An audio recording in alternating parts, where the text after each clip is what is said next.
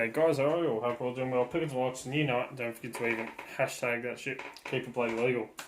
So I had a subscriber called Terry send me an email a couple of weeks back now, and he watched the video where I showed you one way on how to decode the Sandleford key safe. This tiny one here, which is designed to be like a padlock. You can put your keys in the bottom here, and then you can hang this around the doorknob of your house. Put your spare key in there or whatever, or the apartment or whatever it may be. Real estate's using, and then the keys at the property and stuff like that. And I showed you how easy it is to decode these, and there's another way, not just using the probe, but actually looking down the side of the wheels, and you can decode it by sight with these ones here. But I was asked if I could find a way, or if there was a way to, and how good in a way, asking if they're any good.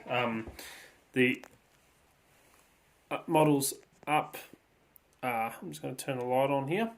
So I was asked how good the model up from it is. So I'm talking about the Sandleford wall mount key safe, the KSS122. So it's got secure storage for spare keys, wall mounting fixings included, large capacity, can fit many keys, combination lock. So it doesn't actually have a whole lot on here.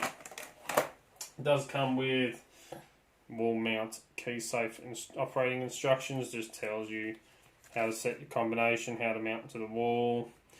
You know, all the basic stuff we already bloody know, and how to set the combination and how to dial in the combination.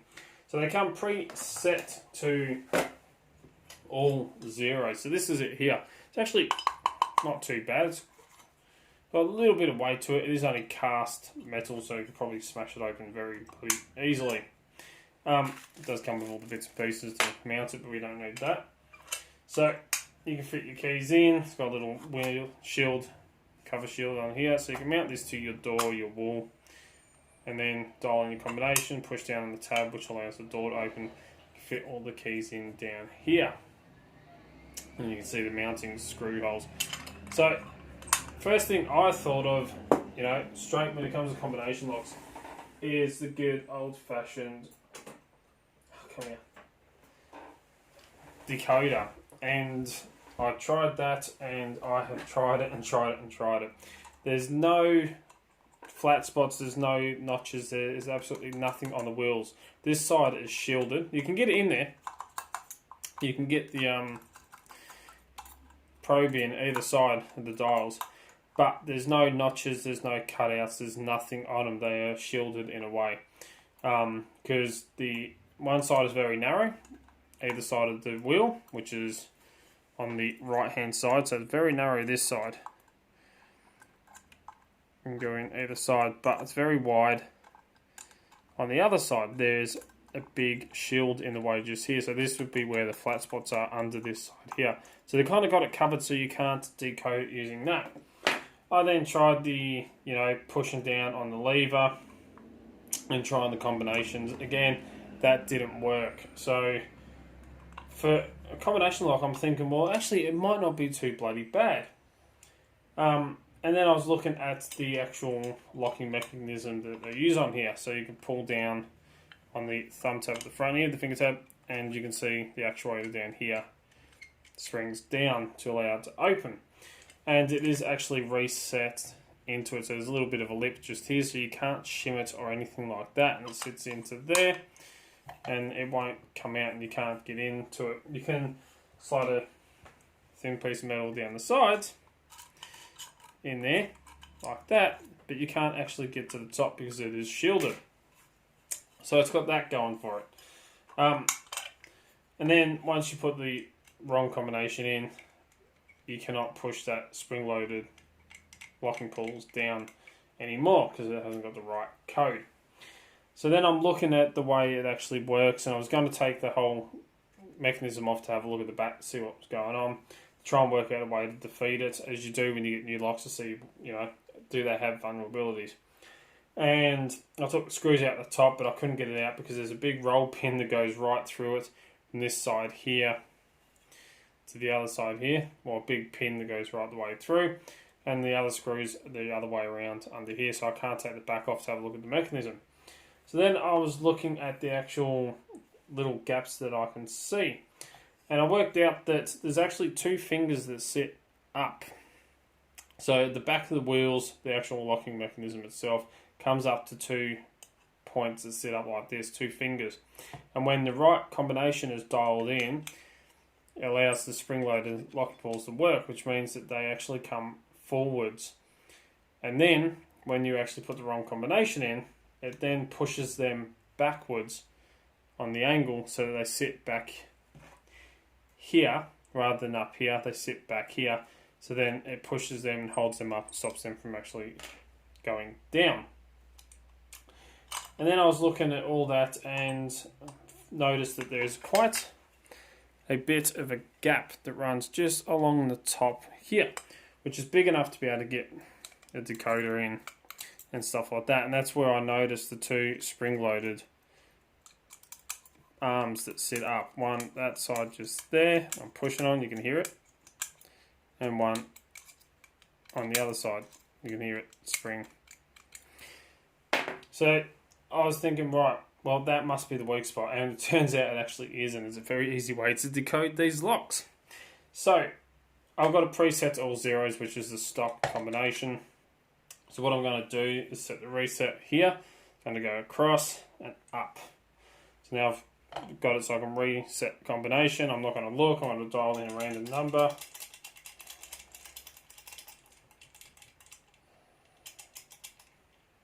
Make sure that's all right. Put him like that. Lock him up. And then scramble the wheels again. So there's no way on earth I know what the bloody combination is. Alright, that should be scrambled enough. So let's make sure it's not 9135. No, she's not. And we'll make sure it's not all zeros.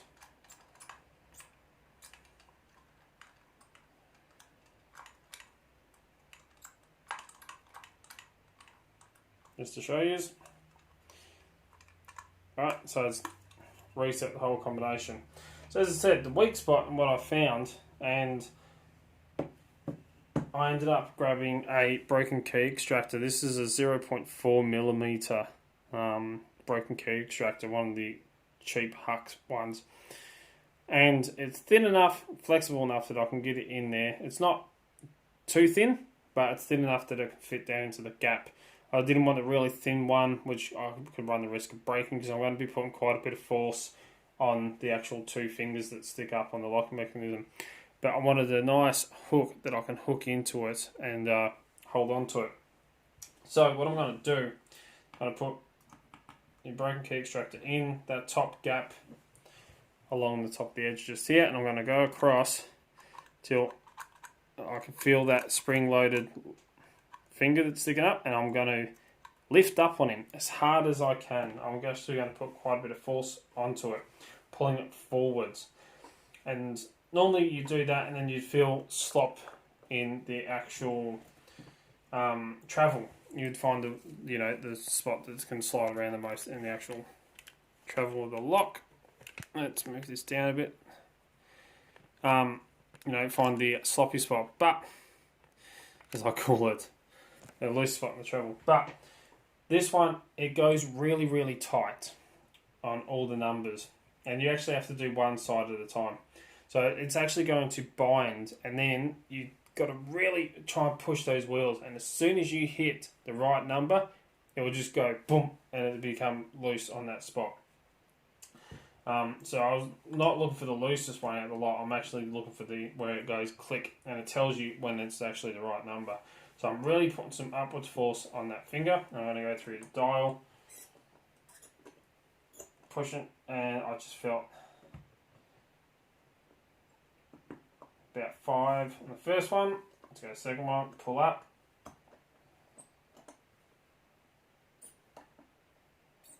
Tight, tight.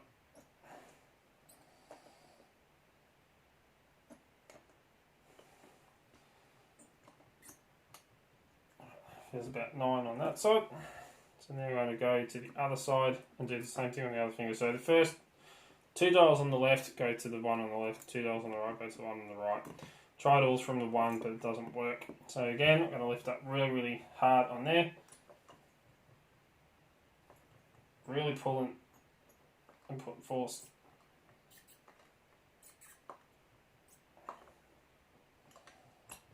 There we go. Feels like 0 on there. Last one's binding.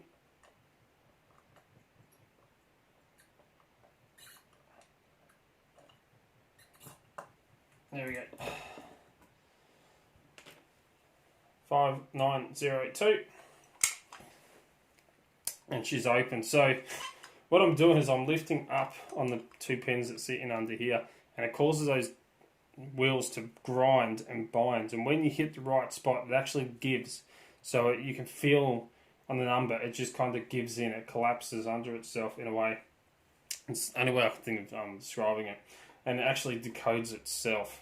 So much so that if you get the first 3 numbers right and you got the last one that's wrong, and you're only 1 number off, to show you how much it actually pulls on it and binds. So we know the correct number was 2 down there. I'm going to take my hook, pull him on there, pull him up, and it sets at the 2. So you can see how much, hook him onto that finger again, pull him up, and he clicks at the 2. So you can see how much it gives. It just wants to find that number, and it's actually quite easy to decode. Once you've worked out the weakness of it, which is the 2 fingers at the back here, you can program it, and I've done this countless times. Turned it around, dialed in random numbers, flicked it, you know, done that whole method 1,000 times. Every time this method actually works at decoding it. Very simple. Not really something I would recommend locking spare keys in, mainly because, you know, if it's fixed to the wall, I can smash it off. You know, for me, I wouldn't trust it, especially with a weakness like that, where it actually it's really easy to decode just by putting a little bit of pressure on the actual wheels and not finding a loose spot in the travel, but the wheels themselves actually bind, and then when you get the right number, it's kind of like that click on a pin. When you single pin pick, you just feel that give on it, and it becomes springy. You know, that is what we're looking for, and it decodes itself.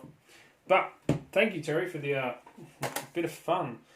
Did have me beat for a couple of minutes trying to work out a way to actually defeat it, and it was actually more trying to find something to actually hook on to that. And that's why I ended up going with the broken key extractor. But the Sandleford wall mount key safe KSS122. Not the best lock in the world, but it's actually quite a bit of fun. And once you work out how, quite easy to decode. So as always follow the codes. Keep Locksport legal. You know it. Don't do anything bloody stupid. Don't forget to come and join us on Discord, the Extraordinary League. Pick us the links in the description down below. Don't forget you can get some hands on some bloody Doubt merch at Teespring. There's a link to that in the description as well, down below. Don't forget if you're looking for great equipment at very affordable and competitive prices.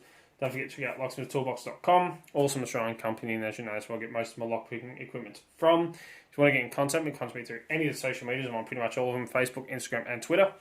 Or you can send me an email, darkartslockpicking@gmail.com, and I'll get back to you. For those of you wondering how much that safe actually cost me, I've got the receipt here. And it was $23. So, you know, for $23 you can't expect a whole bloody lot. And, yeah, send us an email, darkartslockpicking@gmail.com, and I'll get back to you. And if you like what you see, don't forget to give a bloody thumbs up. Really do appreciate it. And until next time, cheers, guys.